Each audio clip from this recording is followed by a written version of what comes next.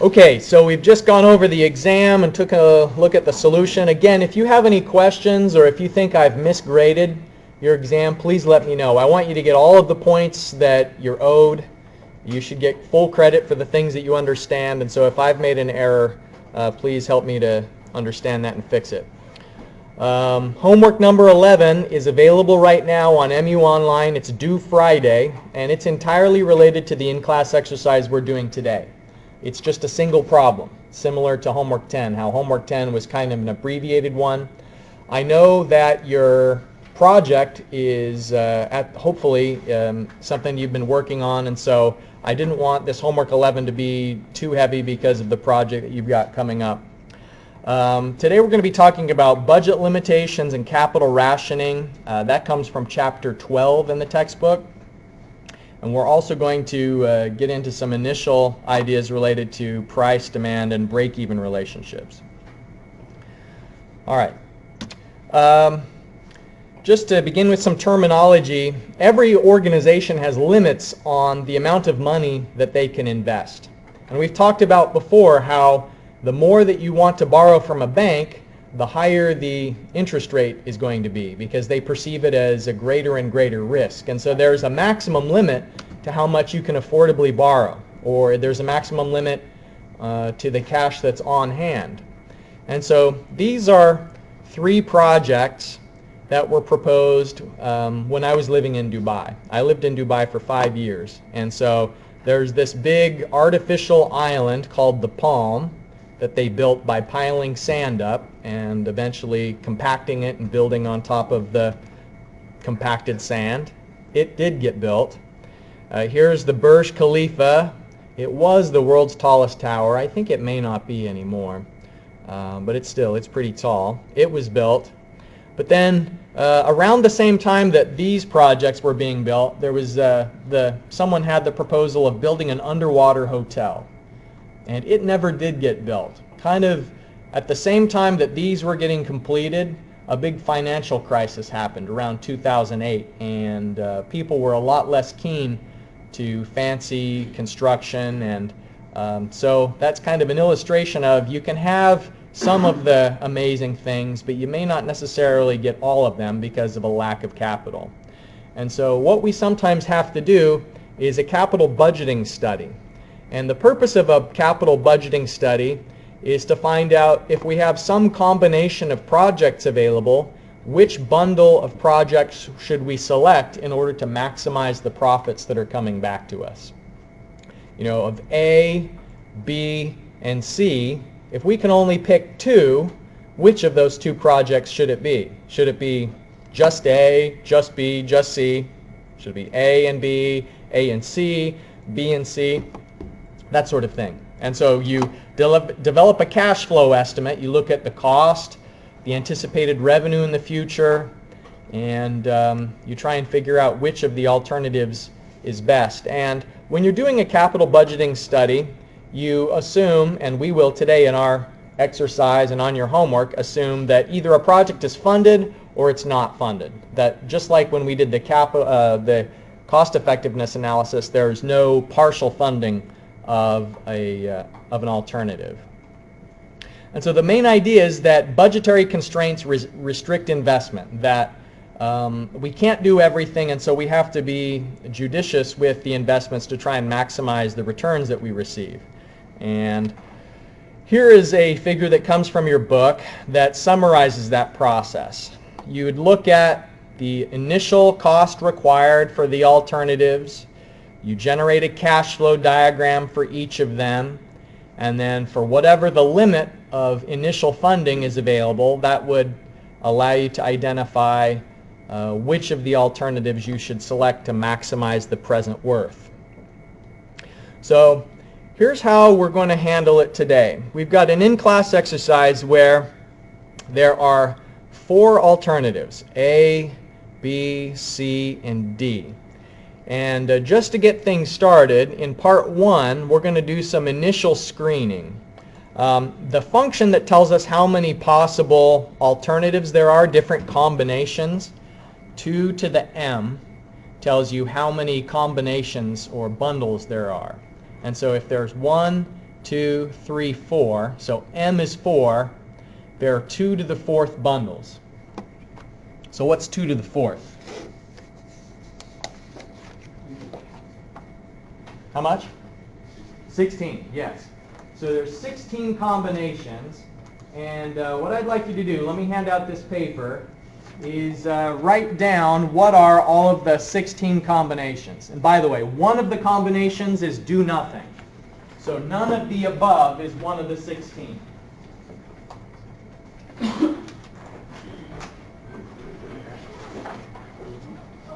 it sometimes on the capital rate rationing? Sometimes we have to take certain projects no matter what. Yeah. Yeah, that's right. Sometimes you don't have a choice, like the example we did early in the semester of dredging a shipping channel. Yeah, these projects are all optional. So there isn't any one of them that we're required to do. So we have the freedom to select either none of them or one of them, potentially all of them. But what you can see, part A, we want to find out how many bundles are there. Write down what the bundles are. Like A is a bundle, B is a bundle, AB is a bundle, ABC is a bundle, and so on. And then use Excel and set it up and find out the total amount of money that's required for each of the bundles. And so in one column you'll have what's the project, or like the bundle number.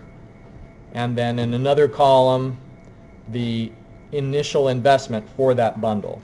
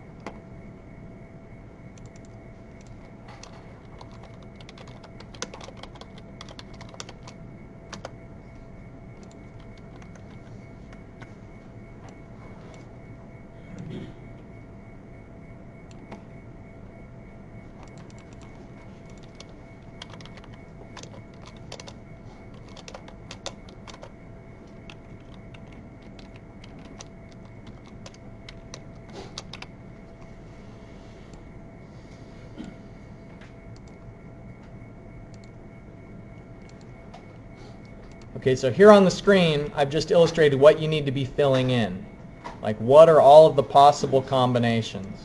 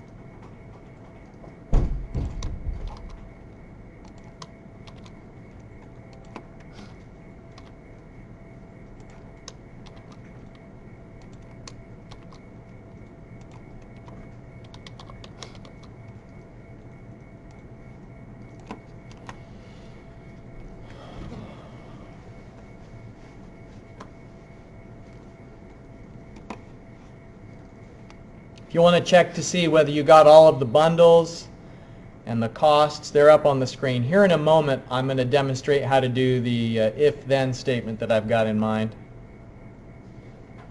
So we can get like all the costs.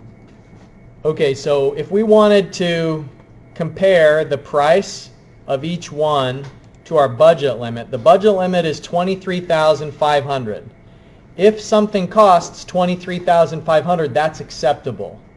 If it costs $23,501, that's not acceptable. So for whether it's possible or not, we can do equals if, and so the if statement is if the cost is, let's see, now since this is negatives, it's going to have to be greater than or equal to the budget limit, and anchoring that reference, then it's okay. So I'm going to have in quotes, yes. Otherwise, if it's false, it's going to say no. Okay, so just to check, this first one, since the cost is 0, it should be possible. So it's working so far. And I'll just drag this down, and hopefully it'll be saying no to all the ones that are too expensive. The one that's $23,500, it's still saying yes to. So the logic up here is if the cost is greater than or equal to the budget limit, then it's okay. And the reason why it's greater than is because it's going to be a less negative number, so that makes it greater than. Maybe it would have made more sense if we just left all of these as positive values rather than as negative values. Is there a question? I'm still looking at a name error problem. Did you put quotation marks? No. Yeah, you have to have the quotation marks. Another thing you can do instead of putting in text, you could also have it return a number. You know, so if it's yes, if it's possible, then you can put 1 and it'll put in the number 1. And if it's not possible, you can put 0. And the advantage of doing it that way with numbers is that then you can do a count. So equals count, and we count up all of these. Oh, maybe it should be sum, but in any case, yeah, count tells us that there's 16. Sum tells us how many of the 16 are possible. So we have 10 that are in the budget limit of the 16 that are possible. So you can, value if true can be a text where you've got quotation marks around it, or it could be a number. The point is that now we have some alternatives that we know are feasible according to our budget limit. So part 2 of the in-class exercise, we're going to be doing capital rationing. So let's assume that each project has an 8-year duration and the annual net cash flow is provided in the handout there.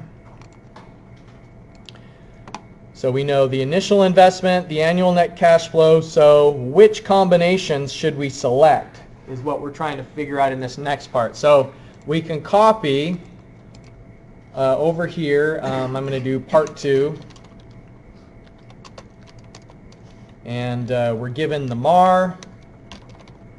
The MAR is 0.12. We know the number of years is 8, and our budget limit is still negative 23,500. All right, so let's have the bundles that passed the screening, the cost, annual net cash flow, and then the overall present worth of the bundle.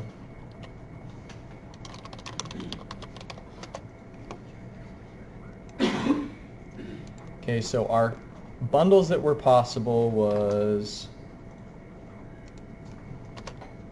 all of these through AC, but not AD, and then BC, BD, CD. All right. And then the cost, I think I can just drag sideways and it'll pick up the costs.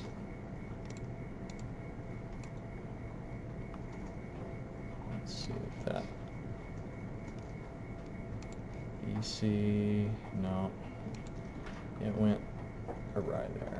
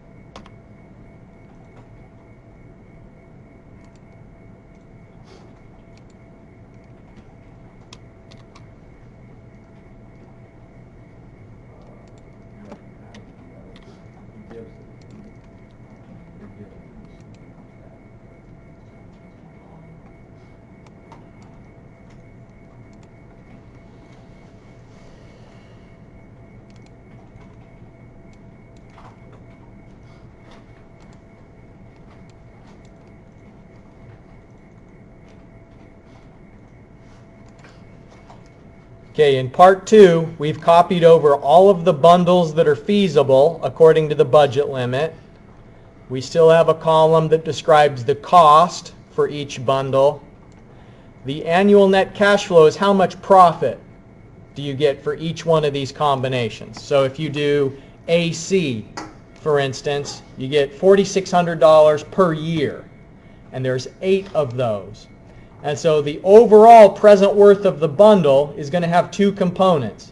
It's going to be the cost, which is already at the present, and then you have to find the present value of these recurring payments. And so the $2,500 per year, for example, you're getting 8 of those. That's an annual series. So the way that we handle it is we say the present worth is the initial cost plus the PV function, so finding the PV of, at some interest rate, 12%, for some number of years, 8 years. And then the I, we're putting the annual net cash flow into the payment field. Normally we skip over the payment field, but here we're using it because this is a recurring amount. The $2,500, that happens every year. And you'll notice that I put the negative sign there just because of the sign change things that Excel always does. And I know that that should be a revenue, and so it should be a positive amount in the end. It shouldn't be a negative amount. So the 2 parts of the present worth is the cost versus the profits. So we're combining them together in year 0, and we know that the present worth of option A is $2,419. So the question is, which of these combinations that's within the budget limit is going to maximize profit? Is it AC? Yep, it's AC.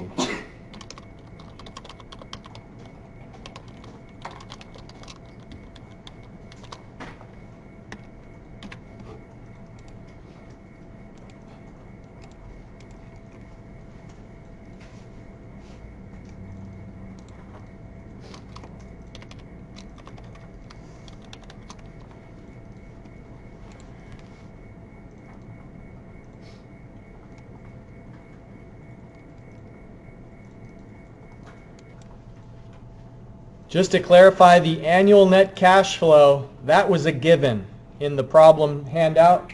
So Annual net cash flow is how much revenue you get each year for the various projects.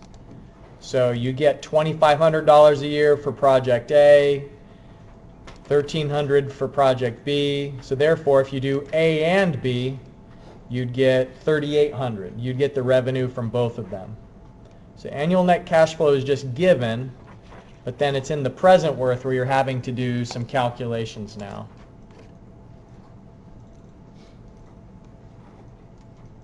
A bit faster than you're able to keep up. If you fall behind on a certain part, these videos are always on YouTube, and you can watch the in-class exercise being solved a second time if that's useful for you. Any questions about the first part of the in-class exercise before we move on? Okay, the homework that you've got due at 12 o'clock on Friday is a repeat of this. So my suggestion is, do the homework today while it's still fresh in your mind and easy to figure out. It's not going to get increasingly easy through the week. You could probably knock out that homework assignment in the same 25 minutes that we just spent doing the in-class exercise today. All right. The next part of our class today is appropriate because we're approaching Thanksgiving season. Everybody knows the best part of Thanksgiving is getting the newspaper and looking through the ads and figuring out where you're going to be on Friday morning. It's more of a thing, like recently, I guess the newspaper is less popular than it used to be because so much stuff's online. But 10 years ago, 15 years ago, that was really the thing you do. Plus there was more retail back then. You still had Circuit City. I think that's fully bankrupt now. You still had Radio Shack. That's fully bankrupt now. Toys R Us, bankrupt. Sears, bankrupt. There were so many more stores back then. But anyways, I'm sure everybody's familiar with this sort of an advertisement where there's all these blowout deals. And as a result, people line up. Now, I've mentioned to you before that I've taught outside the United States. And when I teach this lecture and I'm showing this picture, the people just don't understand it because they don't have Black Friday in Dubai. People don't like waking up over there. They stay up really late. And so waking up at 4 a.m. to stand in line in the cold to buy a toaster for $8 off just doesn't make a lot of sense. So, but what this is a good illustration of is the fact that you can stimulate demand by lowering prices. And that's what we see here, is low prices, high demand. Of course, Toys R Us filed for liquidation. What you can control is the price that you charge people. That's called an independent variable. The dependent variable depends on what you control. And so demand depends on price. And so it's responding. And if you have a high price, if you're charging too much, your demand won't be good. And you sometimes see that on eBay. If you do much shopping on eBay, there's a handful of sellers who have a really, really high price for an item, and they're just hoping somebody doesn't know any better. And they know they're not going to sell very many, but they'll charge a high price, and maybe someone will be desperate or foolish or accidentally buy the item at the high price. So the general relationship, if you want to fill in the blank in your mind, if price increases, demand will decrease. And if price decreases, demand will increase. So that's the relationship. And generally speaking, we could prepare a graphical representation of that. And it may not be necessarily linear, but let's just say, for instance, that in this particular case, there's a certain thing. And what we know about it is if you have a high price for that thing, the demand is low. But if you have a low price for that thing, then demand is high. So remember, what you control is the price, and the consumer responds with their demand. We can create an equation that relates those variables. There is a way of representing if you want to know what price you should sell at for a certain demand, you could use this function. And the slope of the line, the amount that demand will increase for each unit decrease in price, that's lowercase b. A is the intercept with the price, and so A represents the price where nobody would buy any. If you're selling a certain item, there is a price where you'd have no buyers for the item, and that is the intercept of the line. But this is the simplest way to think about the relationship of price versus demand, is a linear relationship where we know what is that maximum price where there's no buyers. We know how much the demand increases for each decrease in price, and then D here is the number of units that are sold. So if we want to know how much money you're making, if you're a company, the revenue that's coming in is the number of units you sold, so D is the demand, times the price. So how much income you get is the price that you're charging per unit multiplied by the number of units sold. That's a simple relationship. It's easy to understand, revenue.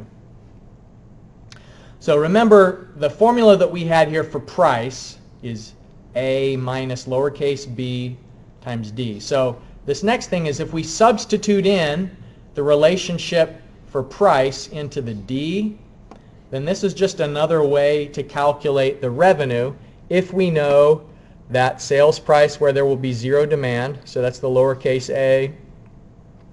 If we know that the demand increase per decrease unit in price, that's the lowercase b. So we just substituted in the price function into the revenue equation. Here's a graph that shows how much revenue is coming in as a function of demand. And so think about it this way. If you have really low demand, you're going to have low revenue because you're just not selling very many units. But let me ask you this. Why would you have low revenue if you had lots of demand? Why is the curve going up and then going back down again? What is it about high demand that's going to give you a low amount of revenue? Maybe you can't produce enough. More than you can afford to make. Okay, no, let's say that you're producing as many as people are buying. So the people are actually buying. So demand is actually the number of units sold. Price is lower. Okay, exactly. So how did you get a high demand? Remember, the way that we have the high demand is low prices. So you're selling a lot of units, but to do that, you had to lower the price so much that now you're having a low total revenue, because revenue is two things. It's the price times demand. So you're multiplying two factors together. So D hat is the maximum demand, the maximum revenue. So it's the demand that's associated with the maximum revenue that you could achieve. Okay, but here's a confusing thing. At first glance it's confusing, but it becomes obvious in just a moment. If you're a company, you don't want to maximize revenue. Do you remember what we've been talking about all semester is, if you're a company, a private company, so we're not talking about a government or an NGO, if you're a company, what do you want to maximize? Profit. Profit and revenue aren't the same thing. Profit and revenue aren't the same thing. Profit is revenue minus cost. So far, all we've talked about is revenue. So maximizing revenue is fine, but what you really want to do is maximize your profits. And so to maximize the profits, you have to know what this curve looks like, and you also have to know what your cost curve looks like. Okay, so there's two kinds of costs, broadly speaking. There are costs that are fixed, meaning that the costs don't vary based on how many items you're making.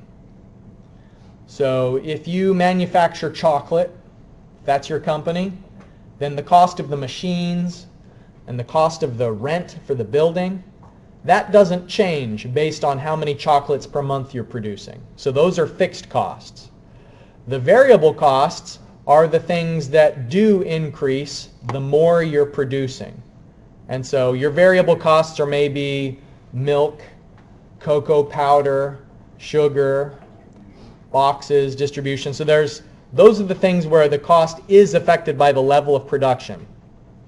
We can get even in more detail and say that variable cost the overall company's variable cost, the variable cost per unit. So how much for one chocolate bar, how much sugar and milk and cocoa powder is in that one chocolate bar. So your variable costs for the month would be the variable cost per unit and then the units that are sold in a certain time period. And so your profit is the revenue minus the cost. And we already saw the formula for D hat, as it's called, A divided by 2B.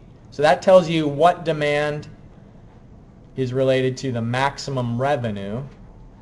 Maximum cost, maximum profit is going to be D star. So A minus lowercase v, where that's the variable cost per unit, divided by 2B.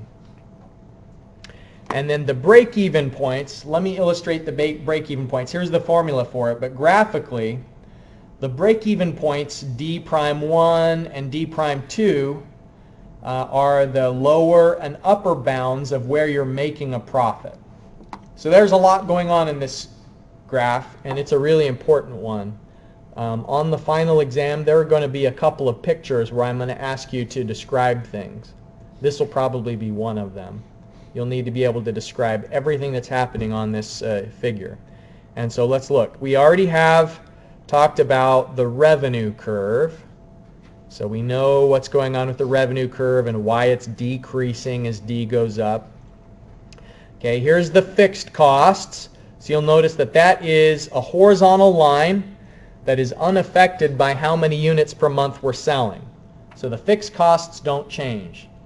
And then this C sub V is the variable cost. And so the variable cost is getting higher and higher the more units that you make in a month. And C sub T, the total cost, is the variable plus the fixed. So the reason why C sub T is getting higher and higher and higher is that the more units you make, the higher the variable costs will be. Okay, so look at the gray area, the shaded gray area that it says profit. So profit is any time the revenue is above the cost. And so just look at the formula that's on the whiteboard. If revenue is greater than cost, then you have a positive profit. And that's what you want to do as a company, is have a positive profit. But more specifically, what you're trying to do is have maximum profit. So how big is that line? This line, the vertical line that says profit, when we're here, it's not a very big vertical line yet. It's not very big profits, but it's getting larger and larger. And so consider the slope of those two lines. As long as the slope's not parallel, at first the profit's getting larger. But eventually we get to a point where these two lines are parallel to each other. And that is the point of maximum profit, where this curve is parallel to the cost line, and that's the point of maximum profit. But then as this curves downward, these two lines are getting closer together, and then finally we get to the second break-even point. So we've got formulas for lots of things. We've got formula that tells us what is maximum revenue. That's D hat. We've got a formula that tells us D star, maximum profit. We've got a formula that will tell us the break-even points. That's a pretty complicated one for the break-even points. We're going to get some practice working on that. Do you have a question? Isn't technically the break-even point just the quadratic formula, basically? Mm-hmm. Yep. Yep. Okay. So we have a company that's producing an electronic timing switch. We know the fixed cost per month, C sub F. We know the variable cost per unit. That's the lowercase v. We have an equation for the price as a function of demand. So we know what price will give us what demand and vice versa. So steps A through D, we're going to calculate the optimal volume. So that means the maximum profit. So D star calculate what is the amount of the maximum profit at that demand. So remember, profit is revenue minus cost. The volume at break-even, so you have to calculate the break-even points, and then let's try and draw a sketch similar to this that actually has the numbers on it. All right. So I'm going to pause the recording for a moment, give you a chance to start digging into calculations. We'll do this on paper. We won't use Excel for this part. It's on the back side of your in-class exercise paper.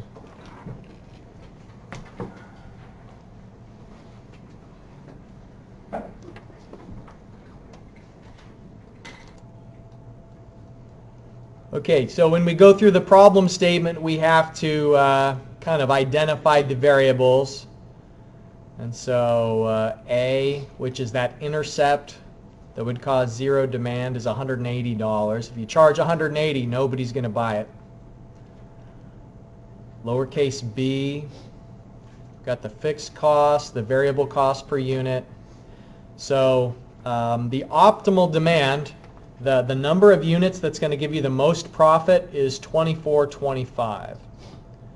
Okay, and when you're selling that many of them, then your price is going to be $131.50. So you substitute that number of demand into the price function. That tells you what price should you charge in order to get 2425 units that are sold. So if we are selling 2425 units and we're charging $131.50 per unit, then that means the revenue is going to be $318,887. So then if we know how many we're making, we can calculate the total costs as well. So the total cost is the fixed plus the variable, where we have the cost per unit to make the timing switch and the number of timing switch that are being made. So we have the revenue and the cost. We can calculate what's the magnitude of the profit. So our profit's going to be $44,612.50. And then putting all of that data into this function, it tells us that the range of profitable demand is if you sell 932 and above, it'll be profitable until you get to 3918. And once you go beyond there, in order to stimulate that much demand, you've lowered the price too low. So here's just broadly a sketch of what it should look like. We have in that sketch the range of demand from 932 to 2425. Here's the D star with the maximum profit. What's the ideal demand? 2425. All right. So we'll talk about more of this stuff on Thursday, but what you do have now in your back pocket ready to do is the homework assignment. You know how to do a capital rationing study. So let's just revisit these announcements. That homework assignment is due on Friday the 8th by noon, and then your project is due in less than a week. It's due at 8 a.m. on Tuesday. If you haven't done anything on the project, you should start to panic. Now's the time to panic if you haven't started yet. You know, you're going to have a busy week if you're just now starting, but it's still possible. Wait till Friday to start the project, and probably it's not going to go so good. So if you've got questions, please stop by and see me. I'd be glad to help you either with the exam or with the project, so just let me know. I'll see you Thursday.